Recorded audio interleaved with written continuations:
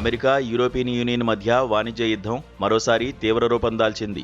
ఉమ్మడి వాణిజ్య ఒప్పందానికి విరుద్ధంగా యూరోప్ నుండి దిగుమతయ్యే కార్లు, ట్రక్కులపై సుంకాలను 25% పెంచుతున్నట్లు అమెరికా అధ్యక్షుడు డొనాల్డ్ ట్రంప్ సంచలన ప్రకటన చేశారు.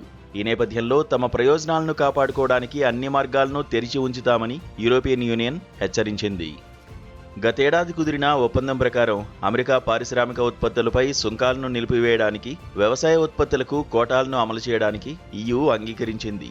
దీనికి ప్రతిగా యూరోపియన్ ఉత్పత్తులపై సుంకాన్ని 15% వద్దే ఉంచుతామని అమెరికా హామీ ఇచ్చింది.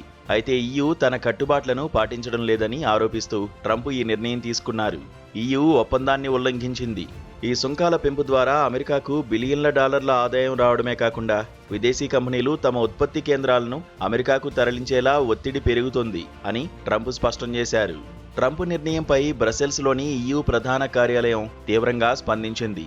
తాము ఒప్పందానికి కట్టుబడి ఉన్నామని, శాసన ప్రక్రియలో భాగంగా ప్రతి అడుగును వాషింగ్టన్కు తెలియజేస్తున్నామని EU ప్రతినిధి తెలిపారు. అమెరికా ఏ ప్రాతిపదికన ఈ నిర్ణయం తీసుకుందో వివరణ ఇవ్వాలని EU కోరింది. ఒకవేళ అమెరికా తన మొండి వైఖరిని వీడకపోతే ఐరోపా మార్కెట్ను కాపాడుకోవడానికి ప్రతికూల చర్యలు తీసుకుంటామని హెచ్చరించింది. ప్రస్తుతం అమెరికాలో జపాన్, దక్షిణ కొరియా, కెనడా వంటి దేశాల సహకారంతో దాదాపు $100 బిలియన్ విలువైన ఆటో ప్లాంట్లు నిర్మాణంలో ఉన్నాయి. వాహన తయారీ సంస్థలన్నీ అమెరికాలోనే పెట్టుబడులు పెట్టాలన్నదే ట్రంప్ లక్ష్యంగా కనిపిస్తోంది. అయితే ఈ వాణిజ్య ఉద్రిక్తతలు పెరిగితే ప్రపంచ సప్లై చైన్ దెబ్బతినడమే కాకుండా ప్రపంచ ఆర్థిక స్థిరత్వం ప్రమాదంలో పడే అవకాశముందని ఆర్థిక నిపుణులు ఆందోళన వ్యక్తం చేస్తున్నారు.